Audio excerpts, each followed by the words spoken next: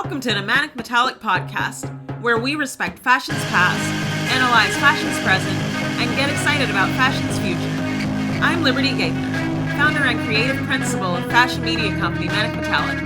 Several times per week, I'll bring you episodes about exciting things happening in fashion, discussion about current issues facing the industry, and the places and people that have made the fashion industry great. Be sure to subscribe to our newsletter and follow us on Instagram at the Manic Podcast and at Manic, both linked in our show notes. Now, let's get into today's episode. Welcome to the Manic Podcast. I'm Liberty, your host. Every Tuesday, we're going to be engaging in a series that Manic calls our Who Is series, where we'll do a deep dive into the lives of men and women that have built the fashion industry into what it is today, but perhaps we don't give them a proper level of credit for doing so. Some of our industry's most fascinating and interesting people tend to go underappreciated, and maybe we know them, but we only understand them on a surface level basis. So at Manic Metallic, we strongly believe that, you have to give proper credence to the past in order to skillfully understand both the present moment and where we're headed. Without further ado, let's get into the first person that we're going to be profiling, which is fashion journalist and television reporter Elsa Klensch. Elsa Klensch was born on February 21st, 1933, in Coenburg, New South Wales, Australia, to parents Hans Eichbacher, I believe that's the proper pronunciation.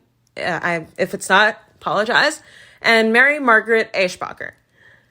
Having originally wanted to be a political journalist owing to a keen interest in power, she studied journalism at Sydney University before beginning her journalism career in 1958 at the Sydney Daily Telegraph. She also reported in London for the London Star and the London Sunday Express. Eventually, she returned to Sydney in 1961 and took on work as a PR officer for Papua New Guinea. In 1966, she moved to Hong Kong as the editor and publications section chief for the Hong Kong Trade Development Council. A part of her role there was handling fashion shows, but that's an aside. Now, Hong Kong is where she met ABC News bureau chief Charles Klensch, the man that was going to become her husband. They got married in 1966, and she retired from her duties in Hong Kong, of course, and the newlyweds then moved out of Hong Kong to New York to settle down. Now, Elsa Klensch, she doesn't really seem like a type to settle down. She's very busy going to and fro, so it was as settled as she could be. She was very much active during her long and storied fashion career. So from 1966 to 1972, she worked for Fairchild Publications, which, of course, included both WWD and W Magazine at the time. In 1973, she was a senior fashion editor and writer for Vogue and held a similar position in 1976 at Harper's Bazaar.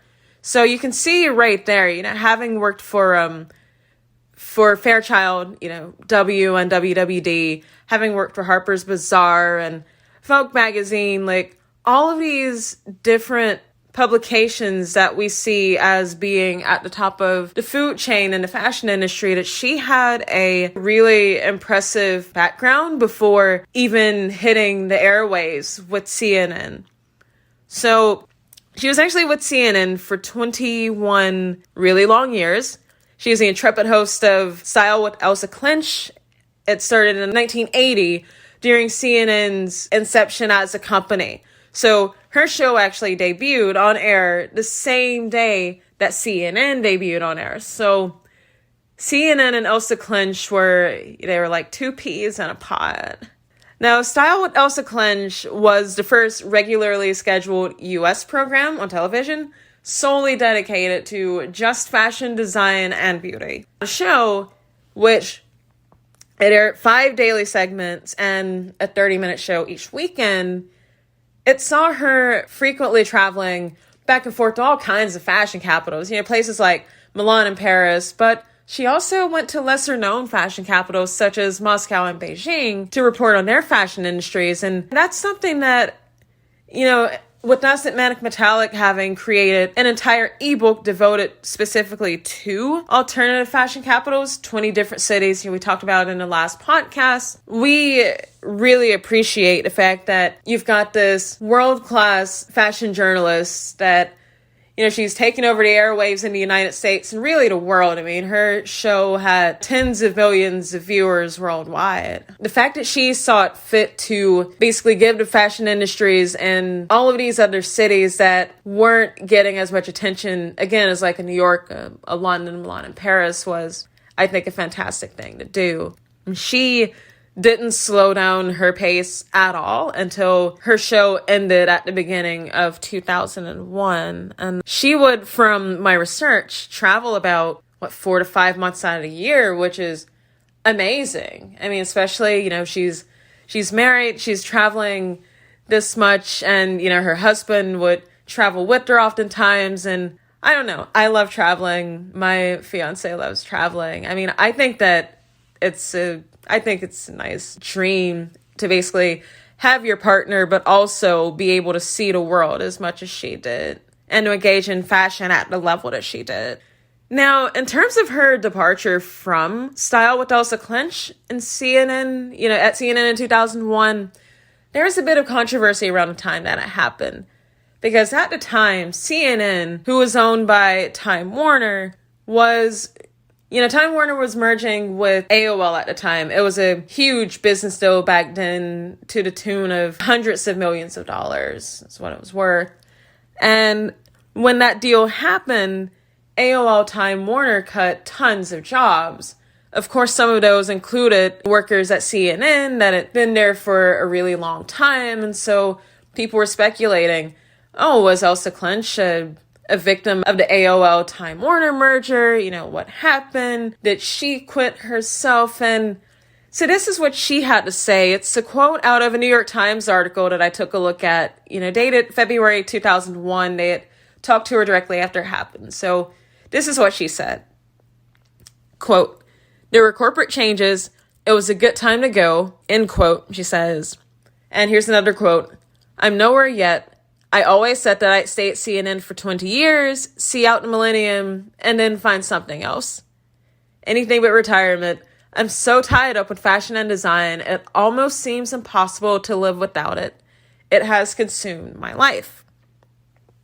And for someone that was as involved with fashion as she was for so long, she worked with newspapers. She even had a small stint at the New York Post. She's why the Post, I'm not sure, but, it's another story. She's worked at magazines, she worked at newspapers, she worked on air.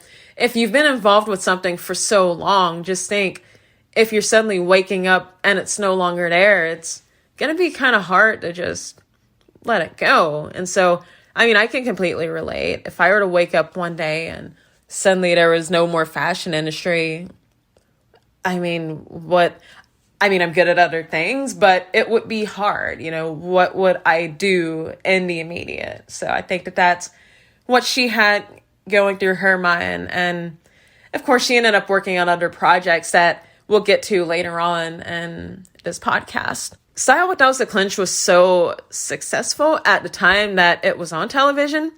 It actually spawned a lot of competitors. And one of those was House of Style. It was a show on MTV hosted, at the beginning anyway, by model Cindy Crawford, who was at the beginning of her career. She hosted for the first 6 years or so. I think that it was around for 11 years, something like that. I don't know if that's the exact number. But after she left, they had some other models come in. Amber Valletta was one of them. Molly Sims was another.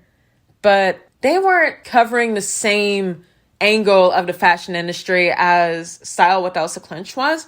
Whereas Elsa concentrated a lot on being really buttoned up, really serious, concentrating on the news, reporting on couture fashion.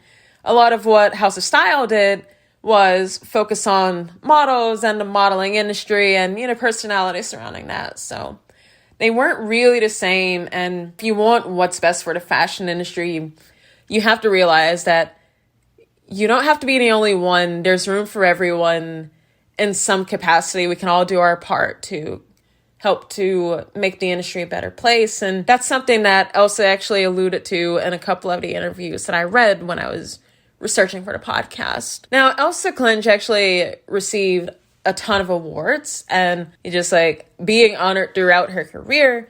She got a CFDA Eugenia Shepard Award for excellence in fashion journalism in 1999.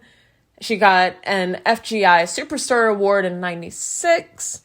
And there were more awards too. There was one where she got inducted into the International Best Dressed List Hall of Fame in 1990. I mean, that's a huge honor for anyone that fancies himself a well-dressed person. She received an Order of Merit from the Italian government in 1988. And she also got a Woman of Achievement Award from the Anti-Defamation League in 1995. She also lectured at multiple cultural institutions, including the LA County Museum of Art, the Metropolitan Museum of Art in New York City, and she even performed a commencement address at the Fashion Institute of Technology in 2001, which I think that it'd be pretty awesome to do a commencement address at some point. So anyone that can get that honor, I think it's a pretty nice thing. And we can't have a conversation about Elsa Klensch without mentioning the book that she wrote. She wrote a bestseller back in 1995 titled What Else? Style. And it was an illustrated text that gave women advice on how to develop their own unique individual style. I haven't read the book. I honestly just heard of it when I was researching her. Maybe I'm dating myself, meaning I was like 5 when it came out. So yeah, I've never heard of the book, but I'd love to check it out at some point. She didn't stop writing after her show ended. It ended, again, beginning of 2001. She signed a book deal with a company called Forge Books in 2002 to write a 4-book mystery series. And the series followed the escapades of a fictional news producer named Sonia Iverson. I wonder where they came up with that name. It sounds kind of random, but anyway, that was her name. The last book in the series was published in 2014. So yeah, if you're into mysteries and you're into fashion, maybe check out that series. Now, I think that I've got a few notes on the bottom here that I want to look at, but one thing that I think should be a takeaway from anybody learning about the life and career of Elsa Klensch is that, her work should be appreciated for a lot of reasons. And, not the least of which is the fact that she was so dedicated to reporting on fashion as a serious industry and not just being this basket case full of entertainment and gossip and basically just being this side show. And Manic Metallic is, one of the things that we hope to do is to help more and more people to see fashion as an artistic discipline in and of itself. It's both an art and a discipline and an artistic discipline, if that makes sense. And we want people to see fashion as a force for creative change, societal good. And we need more and more people in the fashion industry to treat fashion like it's a serious thing. And that doesn't mean that you have to be boring or that you have to be buttoned up and serious like all the time. But just treat fashion as if it's worthy of being elevated, just like any other profession out there, like being an architect or being a marketer or being an accountant or, whatever have you. Like fashion is a worthy profession. And I'm just like really honored that Elsa treated it with the seriousness and the heart journalistic chops that it deserved. Now, there's a quote at the bottom of my notes here that I wanted to take note of before I get off here.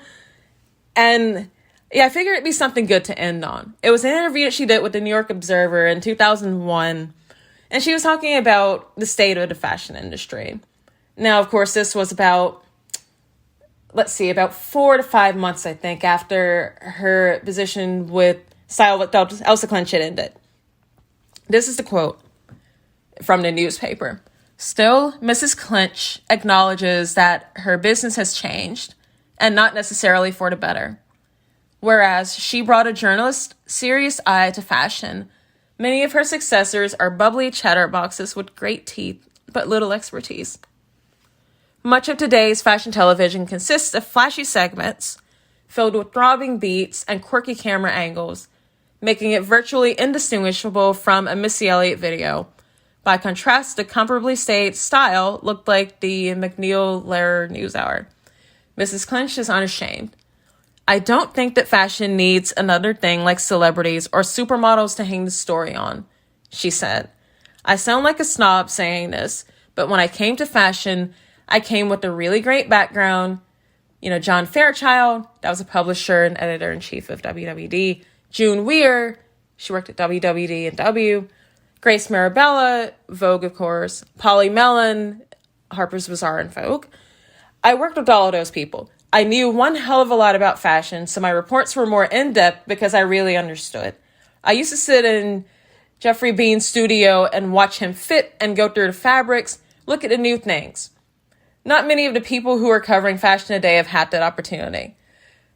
Now, one way that you could look at that is that here's this person that's had all of these opportunities in the world, and, when her career has come to not an end, but it's definitely come to a halt, she fell back on the card of, look, I've had all of these experiences. I've worked with this big company and that big company and this big company. And, I've learned so much. And so she's falling back on this paragon of knowledge. And I think that some people wouldn't take very well to that.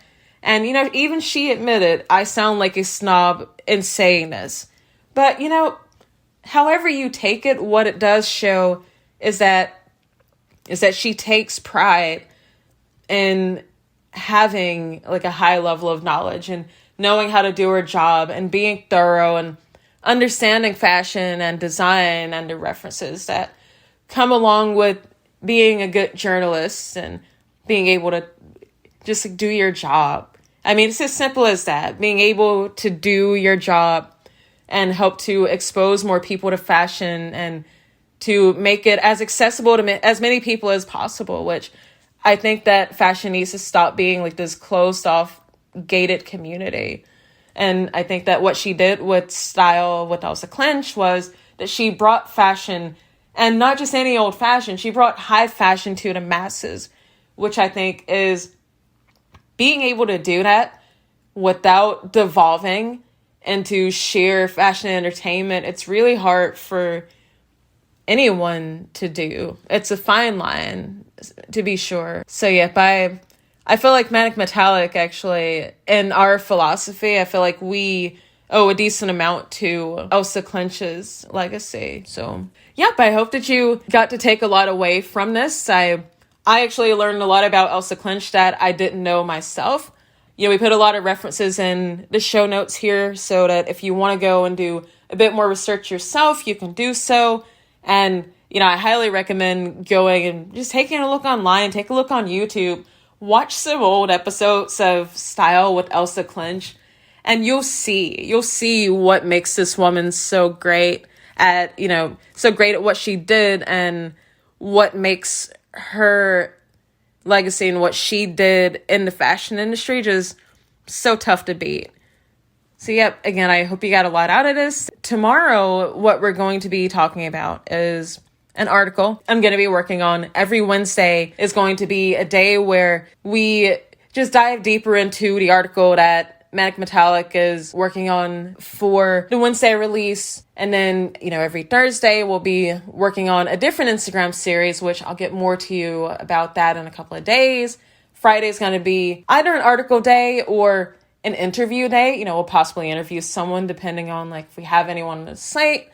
It might end up being a day of rest as well, but we'll let you know that as the time comes. But yeah, I'm going to get ready to hop off and see you next time. Thanks for listening. If you got value out of today's episode, it'd mean a lot to me if you'd rate, review, and subscribe to the Manic Metallic podcast. Be sure to tell all of your fashion-inclined friends and coworkers about the podcast as well. This would really help us to spread our message about fashion being an art, discipline, and force for societal change. And don't forget to stay in touch with us by subscribing to the Manic Metallic newsletter and following us on Instagram. Feel free to reach out to us through either of those means. I'd love to hear from you. I'll link these all in the show notes. You're the best. See you next episode.